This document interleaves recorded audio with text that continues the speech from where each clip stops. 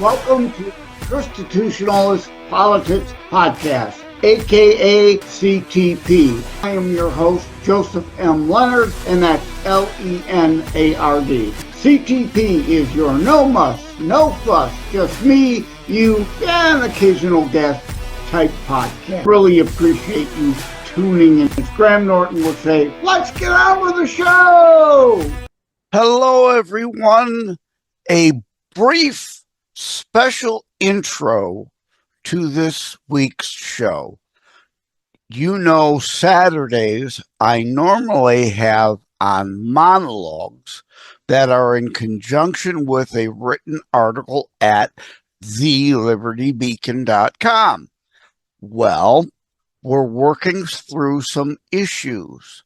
So today's show, as well as an occasional other Saturday show here and there, may not be a monologue in conjunction with TheLibertyBeacon.com as I work to sync and coordinate, juggle before it's news.com, TheLibertyBeacon.com, as well as now introducing Substack as an outlet for my articles, needing to try to coordinate and sync them all together, and some Saturdays that may or may not happen. So instead, like today, you're going to get what would normally be a Wednesday guest appearance drop. So, just a brief intro to let you know what's going on. Today's not a monologue. Today is a guest appearance. And as I say in the opening, Graham Norton used to say, he doesn't say it anymore. He used to say, let's get on with the show. What he says now, let's get a guest on. Well, he says, let's get some guests on, because that's why I love his show. He has a couch and has like 4 guests out at once, and it's a roundtable kind of discussion. Me, sometimes I might have 2 people on at once, like I did the Vegas Faith Engagement Forum.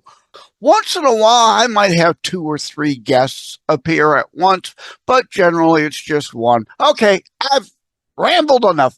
Let's get to the show. Hello, everyone. Welcome to Season 2, Episode 86. This is going to be slightly different from my normal Saturday monologue shows. Last week, I dealt with Flashback 2024, Preview 2025, Part 1 at Substack, and before it's news, there will be Flashback 2024 Epilogue / 2025 Prologue, Part 2. I'm trying to hold that up to the camera for the behind the scenes to be able to see, and it's not cooperating very well. But today, this brief intro to again say, last week, Flashback Part 1 is the flashback episode you're getting, Season 2, Episode 85. Today, Season 2, Episode 86 would have been Part 2, but I'm going to pivot and instead have you go to Substack and before it's news to look at the Part 2 write-up continuation from last week. Today, February, I'm going to look down at my calendar, will be February 8th, Saturday, when this releases.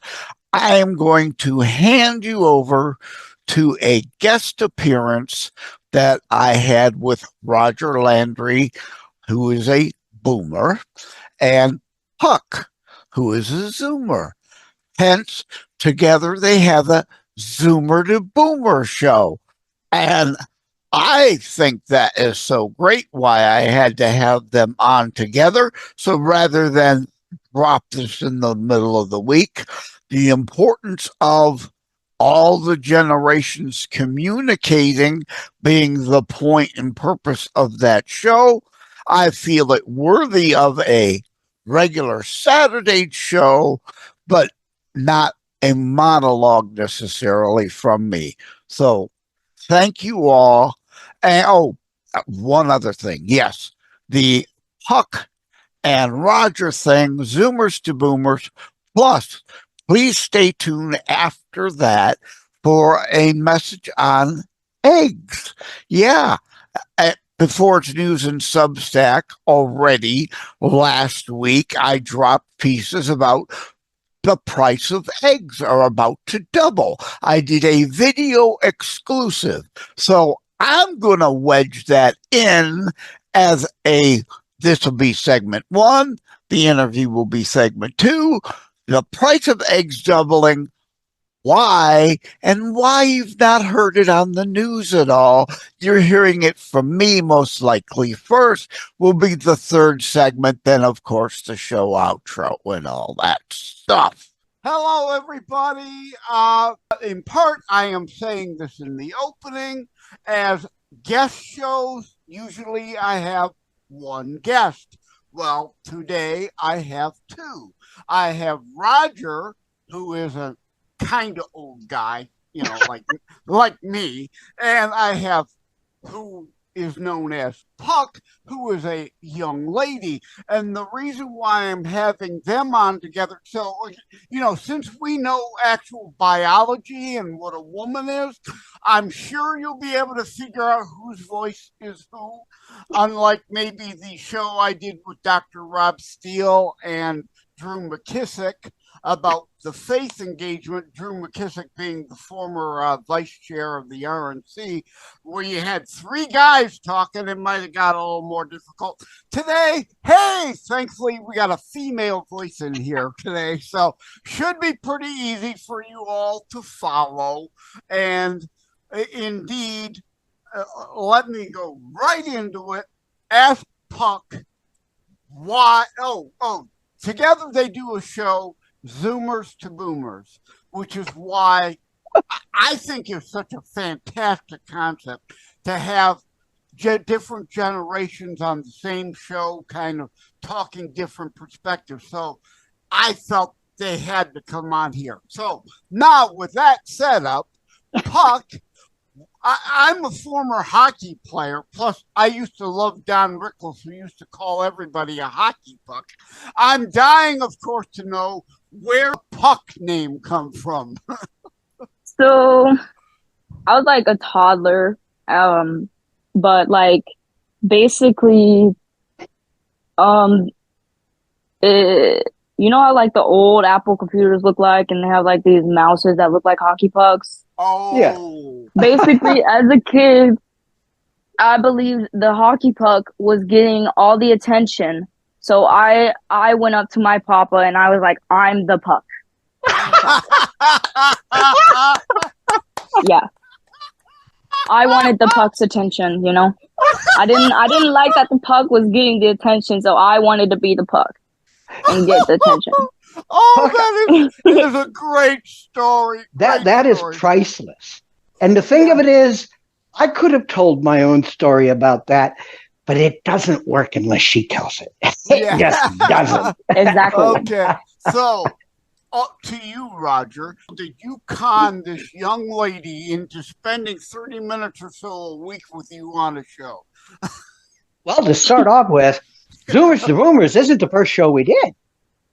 The first show her and I did was called Giving Our Children a Voice, which meant that was at least a couple of years ago when Carrie and I started doing Giving Our Children a Voice. I was 15 years old then, so yeah. Now I'm 17.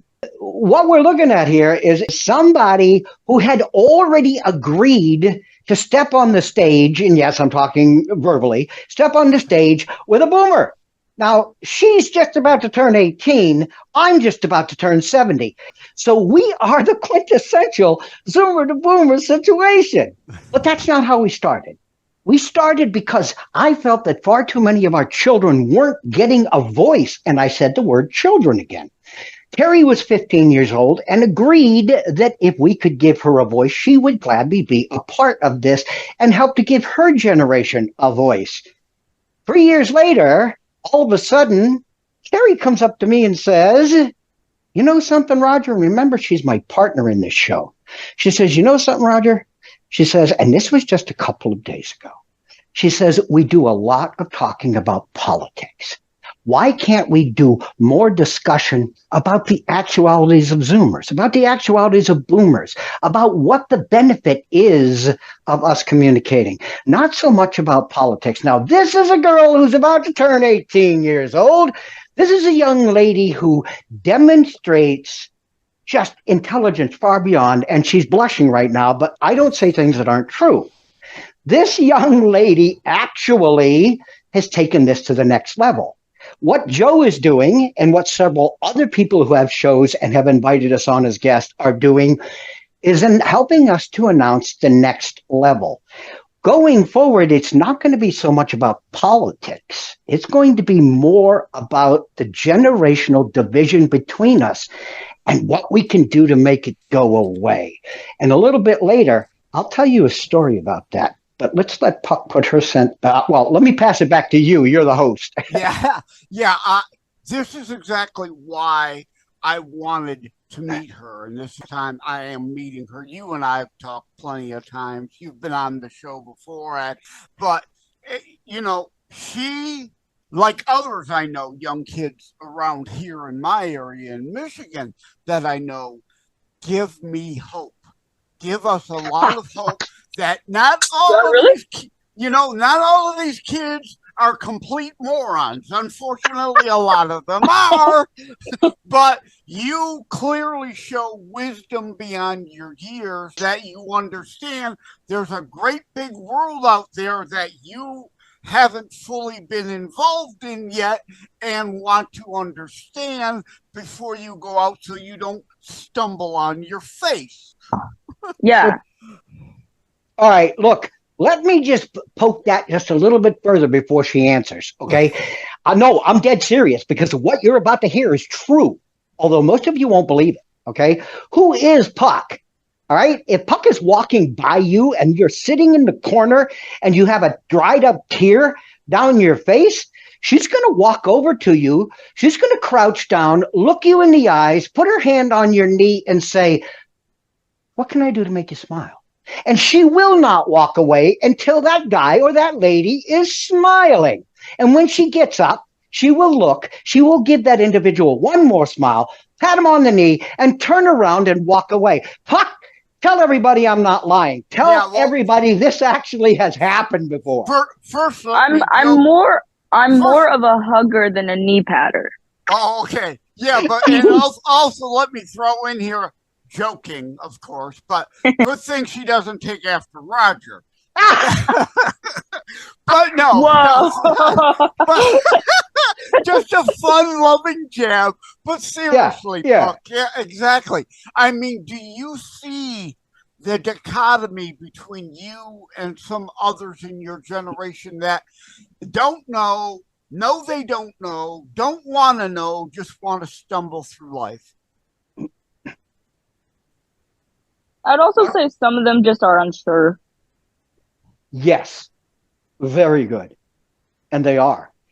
I gotta ask your permission for this. I have a little story. It's not going to take 20 minutes. It'll take about 2 minutes. Do you mind if I interject it here, Joe? Because I think it's perfectly appropriate. I don't know if you can tell any story in under 20 minutes, but let's try. I said, hold a minute. I said 2 minutes. Go ahead. Look, the first thing I need to do here is to explain to everybody who Puck is, all right? And everybody here needs to understand that this is a girl who hasn't had a perfect life. This is a girl who's had her sense of trauma, has had her sense of experiences, so on and so forth, coming through and coming up through life. The reason she spends a little bit more attention looking around her is because she's had a reason to look around her. She's more aware than most people her age, but at the same time, she's very compassionate about people her age. Let me explain. This is the story. You're walking down the street and you're 70, 75, 80 years old, you and a couple of others your age, and you see some kids sitting on the street corner, on the curb, looking at you, and they're like in their late teens, and they're looking at you and they're shaking their head and they're saying to each other, my God, I hope I never get to be that old. My God, I hope I never look that old. And that's what they're saying. But if you go over and listen to what the boomers are saying, what they're saying is, oh my God, are those kids disrespectful or what? We weren't that way when we were their age. So what you're seeing is a total separation between those two generations. What is the mission of boomers to Zoomers, or excuse me, Zoomers to boomers? The mission is to make that go away. It's to institute a level of communication between the boomers and Zoomers that makes us friends and assets to each other going forward. Not enemies or somebody you just don't want to spend any time Roger, with. I'm not gonna lie. I've definitely asked myself that question before. I would definitely ask myself, or told myself I could not imagine being of that age. Yes. And I'm pretty sure you told me that at your age you asked yourself that same question. And was doing the exact same thing. Grandpa. Yes. You told me about your grandpa. And was doing the exact same thing you guys were doing, sitting on the curb when I talk. Yes, each generation has done that. We're trying to make it go away, you and I. Yeah. Thank you for letting us get this in, Joe. Also, yeah, what that song about, I think it's Mike and the Mechanics, singing about someone who had passed in the living years, about a line in there. It's every generation, whatever, you know, talking about that dichotomy that the old forget what it's like to be young, and the young, unfortunately, just haven't lived enough life to get to understand what it's like to get older. But hopefully she could think of something off the top of her head. I'm kind of wondering, maybe, is there like a favorite show you did together, what that topic might have been, or Trump in the Crosshairs. What was that?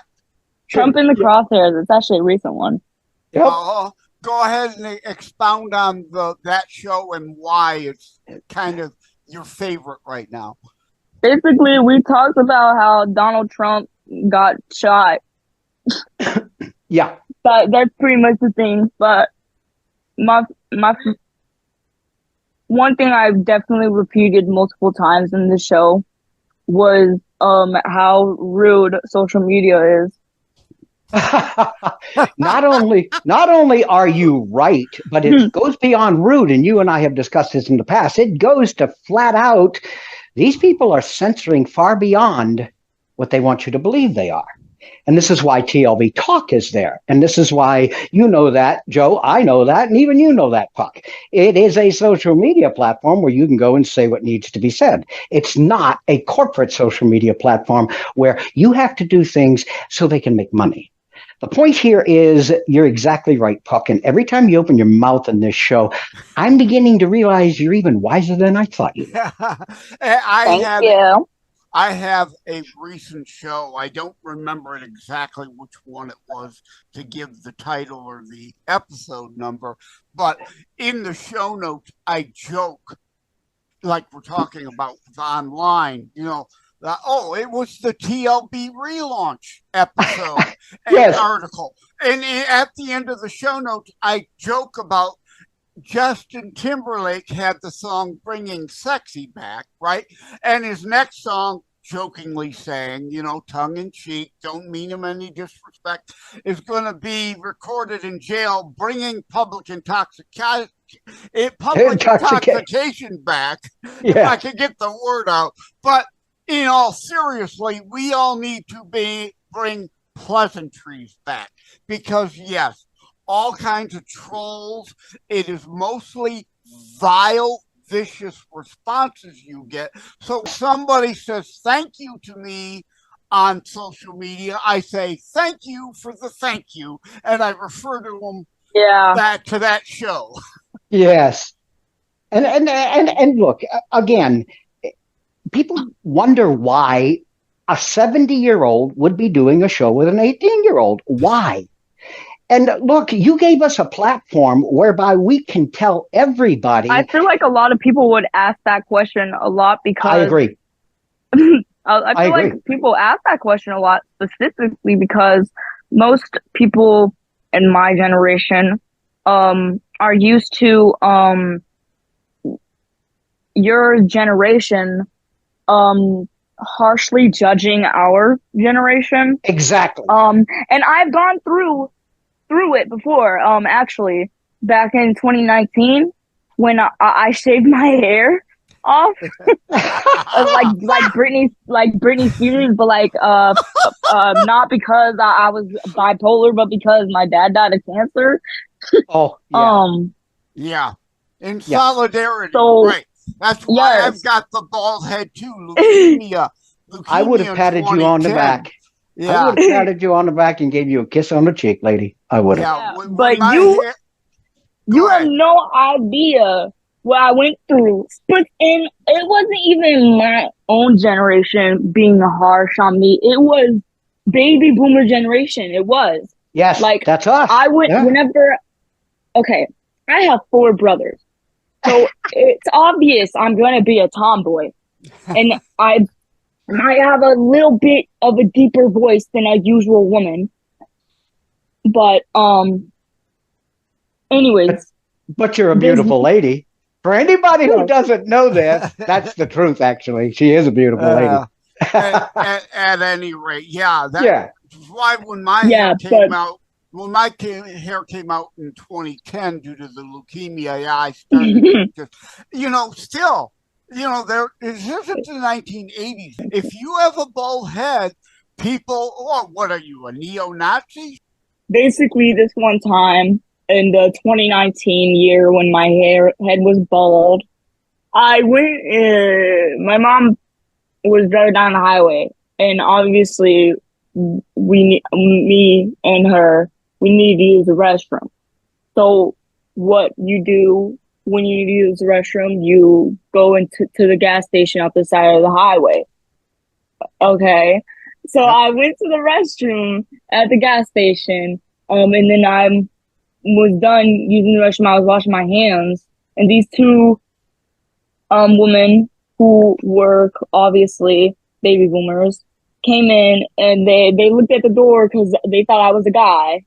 Yeah, like, are we in the men's restroom? I was like, no, you're in the women's restroom. I shaved my hair off because my dad died of cancer. But they I don't know.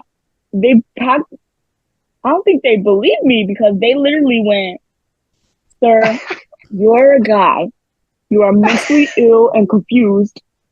Go to the men's restroom." Well, given our times today, 2019, that wasn't long ago. Given our times today, there's a lot of weird things going on now that didn't 50 years ago. So, I think you understand more than most this stuff going on. That's not the only time I went through that. Like, it was brutal. I got so mad because of it, I broke a mirror. Uh-oh. Uh-oh. The statute of limitations has not run out, young lady. You might be charged still. You just made an admission. 12 years old. Yeah. No, I didn't break. I broke a mirror in my own house, not at no public place. Okay. but hold on, listen, because this could go on for the next 2 days. We could keep talking like this, and this is what I enjoy. It is the line of communication that seems to be eager in both directions.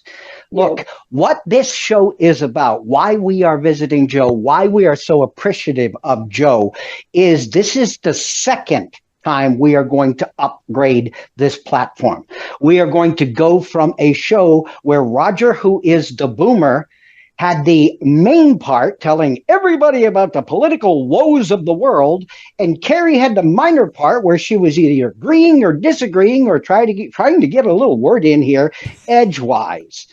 What we have done is, over the over the year, she has morphed into a young lady who can stand up and do a show like this.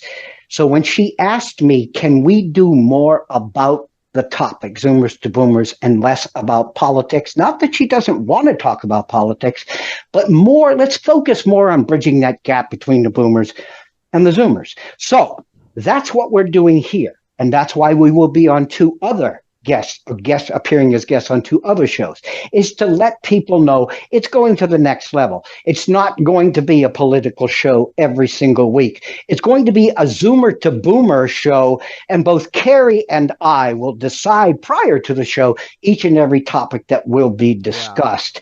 Yeah. And this is a great partner. Thank you, Carrie. A couple things is obviously you need to keep doing politics at least here and there, because if the politics continue down the road to hell we're on, Armageddon will be around the corner, and Puck, you've got no future. If this gets screwed up now, there is no future. So it's obviously important. And the other thing is, like, the usual assume, right? Make an ass out of you and me. Right? Yes. The whole point here, conversation. Confused? Yeah. Ask. Don't make assumptions. Do this crazy thing and ask. Talk. Yeah, I think that's what TLB is there for. To ask questions. TLB talk for sure, but TLB, yes. And again, for everybody who doesn't know, the Liberty Beacon Project is 5 global news websites and a social media website. So it is also not. Yes. Wait. Also, because I didn't know this when but it's not just also a website and a social media site, but it's also an app. Yes. Yes, it is an app. All right. I didn't know that. I'm just making sure people are doing it. Does have an app. Yes. Yeah. Well, and for both types of phones. Yep. Virtually anything today. If you're not, you need to have somebody phone savvy. Sites have to be accessible via app and vice versa nowadays. I'm a former IT guy, so if you're not available on all platforms, you're going to be dead.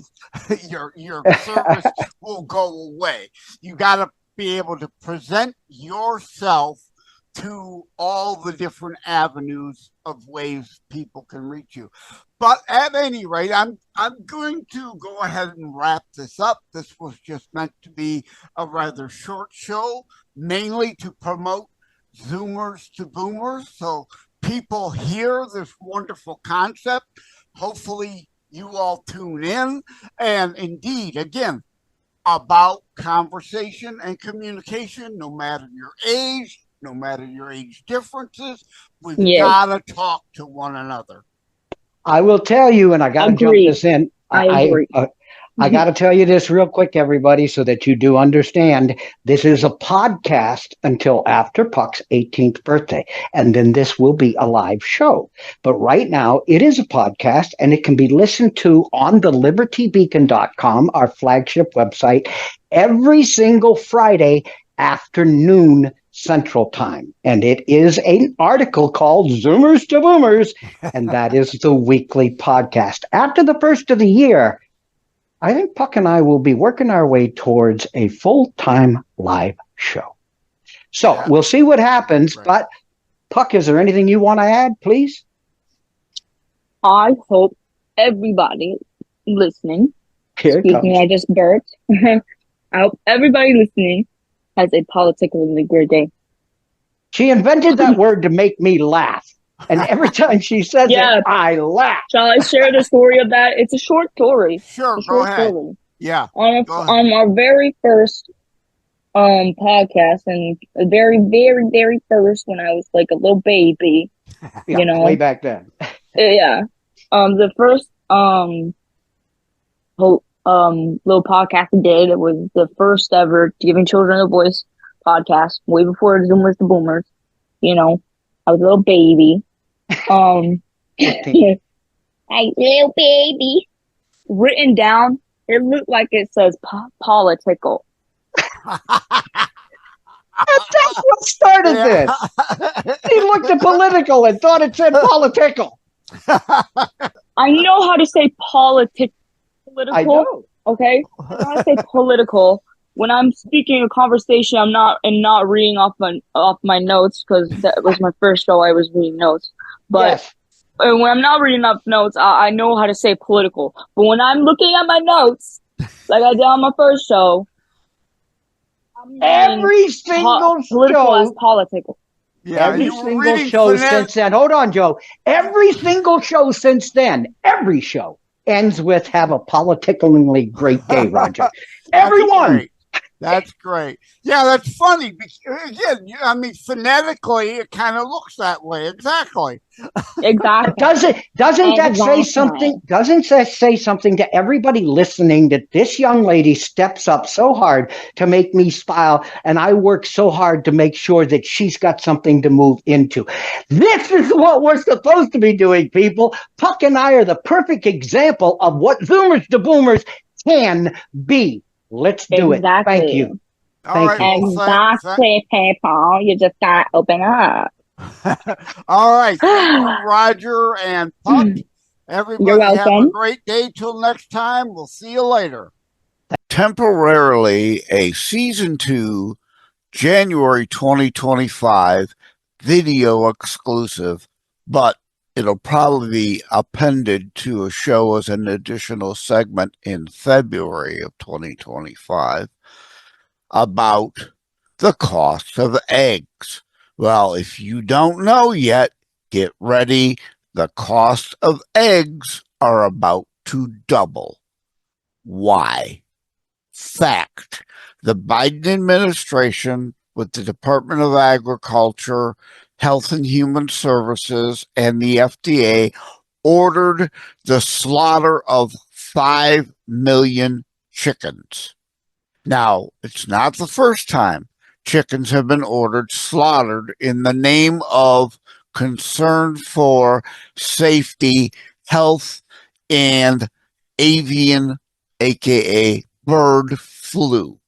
Now, why? But during the lame duck portion, let's put it that way, of the Biden last year in office, did they order the slaughter of 5 million birds. Now, again, it's been done before, but never to that amount, that degree. Why not maybe only 1 million or 2 million? If it's as bad as they contend, why not 10 million or 20 million?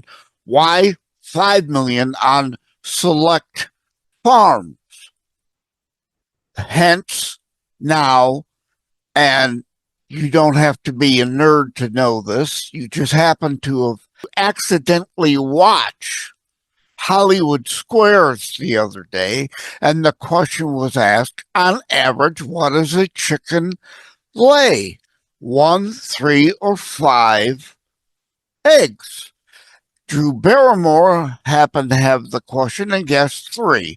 The contestant agreed and was incorrect. On average, chickens lay 1 egg a day.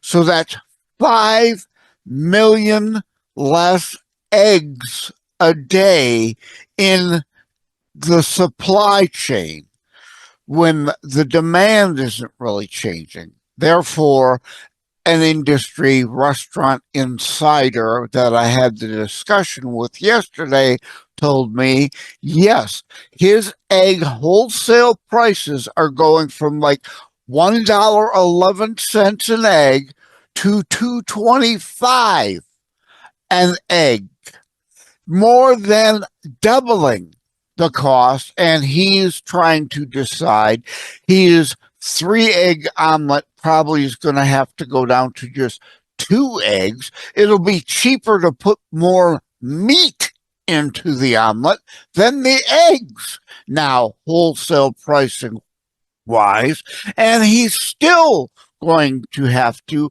increase the price of that omelet.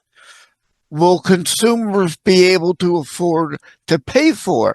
So the doubling of the egg price might come back down a bit as demand for the eggs, as people aren't going to pay $20 for a breakfast or because of the price of the eggs. The demand should scale back a little and the price scale down a little, but still from $1.11 to $2.25, even if it scales back to $2, it's still almost double for the price of an egg on the wholesale market. I don't know. I haven't talked to my grocery insiders yet to see what they plan on doing price-wise to those eggs that are there for you to buy. Now, trying to tamper any conspiracy theories, but of course they exist. Why 5 million? Why then? Basically the last month of the Biden administration. And now all of a sudden, during congressional hearings, you're hearing about the cost of eggs and blaming Trump for the cost of eggs rising lately. And they're about to double. So they're setting a false narrative to try to blame the Trump administration. It has nothing to do with them. This is something that was ordered by the Biden administration and is causing your cost of eggs to double. I'm going to end it here.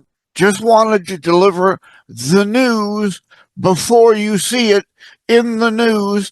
And now you know why the talk about eggs is all over Congress. On the left side of the aisle, of course, because their policy, their actions are what is about to cause the cost of eggs to double, and they're rushing to set up this narrative in advance that somehow it's Trump's fault when you see the sticker shock in the next 30, 60, 90 days at the store and in restaurants over the cost of eggs. The ChristiTutionalist Politics podcast, normally in conjunction and corresponding with articles, can normally, for the Saturday monologue shows, be found at thefordsnews.com, Substack, and find extended show notes, including related links, in the Buzzsprout episode edition of the Transcript. Thank you for having tuned in for ChristiTutionalist Politics show. If you haven't already, please check out my primary internationally available book, Terror Strikes, coming soon to a city near you. Available anywhere books are sold. If you have locally run bookstores still near you, they can order it for you. And let me remind, over time, the fancy high production items will come. But for now, for starters, it's just you as a very appreciated listener by me. All substance, no fluff, just straight to key discussion points. A show that looks at a variety of topics, mostly politics, through a Christian U.S. constitutionalist lens. So again, thank you from the bottom of my heart. Take care. God bless. Like and subscribe to ChristiTutionalist Politics podcast and share episodes. We need your help.